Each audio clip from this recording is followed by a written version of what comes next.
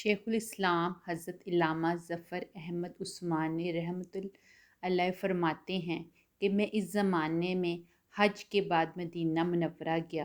ہم لوگوں نے کھانا کھانے کے بعد دسترخواں کو لے جا کر ایک ڈھیر پر جھاڑ دیا تاکہ روٹی کے بچے ٹکڑوں اور ہڈیوں کو جانور کھا لیں۔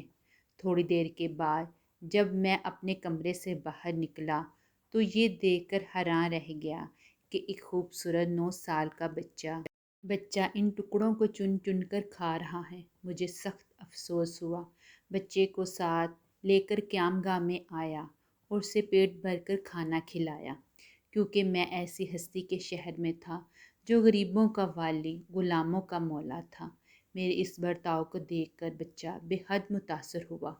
میں نے چلتے وقت اس سے کہا کہ بیٹے تمہارے والد کیا کرتے ہیں؟ اس نے کہا کہ میں یتیم ہوں۔ میں نے کہا کہ بیٹا میرے ساتھ ہندوستان چلو گے، وہاں میں تم کو اچھے اچھے کھانے کھلاؤں گا، عمدہ عمدہ کپڑے پہناؤں گا، اپنے مدرسے میں تعلیم دوں گا۔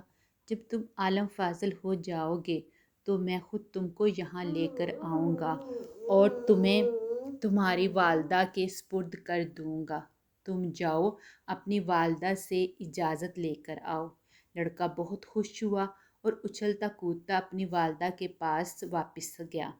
وہ بیچاری بیوہ دوسرے بچوں کے خراجات سے پہلے ہی پریشان تھی۔ اس نے فوراً ہی اجازت دے دی۔ بچہ فوراً آیا اور مولانا کو بتایا کہ میں آپ کے ساتھ آؤں گا، میری ماں نے اجازت دے دی ہے۔ پھر پوچھنے لگا کہ آپ کے شہر میں چنے ملتے ہیں؟ مولانا عثمانی نے بتایا یہ ساری چیزیں وافر مقدار میں تمہیں ملیں گی۔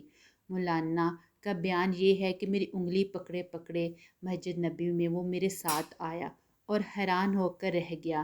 سرکار دو عالم صلی اللہ علیہ وآلہ وسلم کا روضہ مبارک کو دیکھا اور مسجد کے دروازے کو، اور پوچھا کیا یہ دروازہ اور روضہ بھی وہاں ملے گا؟ میں نے اس سے کہا کہ بیٹا اگر یہ وہاں مل جاتا تو میں یہاں کیوں آتا؟ لڑکے کے چہرے کا رنگ بدل گیا۔ میری انگلی چھوڑ دی۔ بابا جاؤ، اگر یہ نہیں ملے گا تو میں ہرگز ہرگز اس دروازے کو چھوڑ کر نہیں جاؤں گا۔ بھوکا رہوں گا، پیاسا رہوں گا، اس دروازے کو دیکھ کر اپنی بھوک اور پیاس بجھاتا رہوں گا جس طرح آج تک بجھا رہا ہوں۔ یہ کہہ کر بچہ رونے لگا اور اس کے عشق کو دیکھ کر میں بھی رونے لگ گیا۔